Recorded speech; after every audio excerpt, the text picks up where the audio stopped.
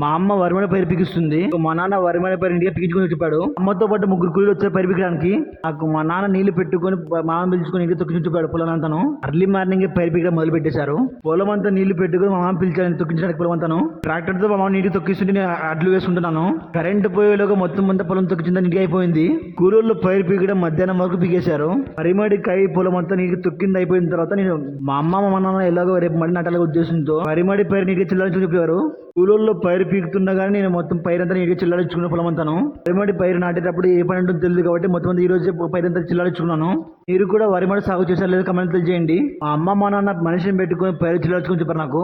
నేను వద్దని చెప్పేసి నేను ఒక్కడే మొత్తం పైరంతా చిల్లాడించుకున్నాను. ఇప్పటికంతా ఇబ్బంది కలుక్కోకుండా ఈ రోజే మొత్తం అంతా పైరంతా నీటికి చిల్లాడించుకున్నాను.